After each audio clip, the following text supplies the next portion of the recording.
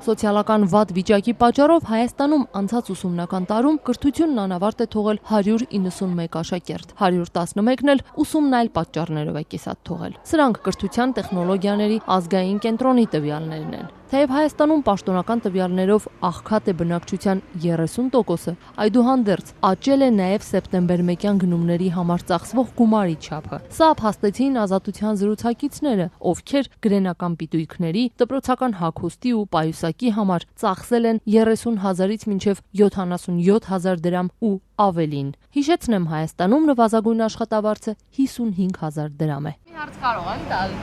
Դուք Մարին եք։ Որքան եք ծախսել ձեր երեխայի սեպտեմբերի 1-ի համար, մինիմումից մաքսիմում ասեք։ Հələ որ 50,000։ Դե իմ աշխատավարձը 90-ը, բայց հերիքում է։ Մենք սովորում ենք 150 դպրոցում, որտեղ որ համազգեստ ենք կրում, այդ պատճառով համազգեստ ունենք, մնացած կոշիկ մանր դեդրայնի համար եւ 15,000 ոչ ավելի այդ կարգի։ Դե միջին աշխատավարձը Հայաստանում ինչքան է կազմում 60-70,000 դրամ։ Մեծամասնությունը վարձով ապրում, տուն չունի, եթե այդ առումով հաշվի առնենք, բազմազավակ մայրերը դե ընդհանրապես չեմ խոսում։ Ես թվում է դժվար է։ Երկու դպրոցական ունեք, որքան եք ծախսել սեպտեմբերի 1-ին իրենց հագուստ, գրենական պիտույտ գնելու համար։ 100-ից 150,000։ Երկուսին միասին։ Չէ, մեկ։ Երևի արդեն 60,000 դրամ, հələ որ։ Որքան եք ծախսել սեպտեմբերի 1-ին պատրաստելու համար։ Մոտավոր։ Դե մեր համազգեստով է ճիշտ ասած, եթե գումարեմ համազգեստի չառնեի, երևի մի 50-60 ծախսել։ Առանց համազգեստի գումարի։ 20-30 մենակ պայուսակ եւ գրենական պիտույքներ։ 4 անդամից է բաղկացած մի հոգի։ Դուք կարծում եք այդ աշխատավարձով մի երեխայի այդքան։ Ոչ, հաշվի մի կերպ եք ասում։ Երևի 70-80,000 հարկավոր է պայուսակով, կոշիկով, ամեն ինչով, որ նորմալ հագցնես ուղարկես դպրոց։ 70-ից 80։ Դուք արդեն որքան եք ծախսել։ Ես արդեն ծախսել եմ մոտ 30,000։ Մեկ երեխայի համար։ Հա։ Դուք մեկ երեխայի դպրոց ճանապարհ։ Այո։ Ամեն մեկը չի կարող հասցնի, մանավանդ որ մի քանի երեխա է ունեն դպրոց ճանապարհել։ Ուղղակի, չգիտեմ, շատ դժվար է հիմա։ Հաշվի առնելով ինչ է աշխատավարձը։ Աշխատավարձը, այո։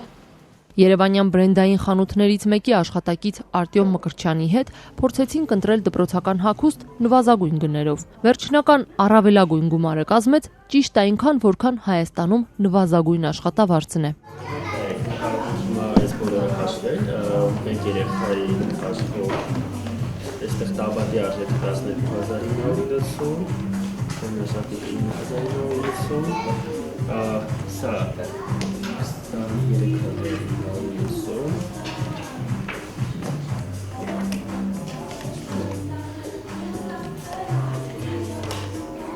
եւ ժակետը եթե միասին հաշվենք, մոտավորապես 55,000 է կազմում, բայց մաքսիմումը դա, օրինակ ժիլետը շատերը կարող են չնախընտրել, չվերցնել, դա կարող են հանել, մոտավոր կկազմի 40,000։ Ֆիրդուսի տոնավաճառից օգտվողներն ըստ տաղավարներից մեկի սեփականատիրոջ նվազագույնը 30,000 դրամով կարող են դպրոցական հագուստ գնել։ Մի 30,000-ի սահմանում իրանց ամեն ինչը կառնեն, էլի։ 30,000-ի սահմանում։ Որ ժակետն առնեն, սառոջկան առնեն, կարճաթև, երկարաթև, մայիչկեքն առնեն, երկու տեսակի, մի տեսակի շալվար չեն առնում, երկու տեսակի ջինսեր են առնում, պոլոպլաստիկ շալվարներ են առնում, գոնե 30,000-ի մեջ։ Մեր մոտ է մինիմալ գները, որ կարողանան։ Նվազագույնը 30,000։ Նվազագույնը 30,000։ Առավելագույնը ինչև 70,000 գոնե պետք է տրամադրեն երկու երեխու դեպքում արդեն սահմանափակվում է իրանց արարքը։ Սեպտեմբեր 1-յան ծախսերն ըստ Ազատության զրուցակիցների մաթեմատիկական չլուծվող հավասարման է նմանվել։ Ինչպես փոքր գումարով մեծ գնումներ կատարել ու խնայել ողջ ամիսը գոյատևելու համար։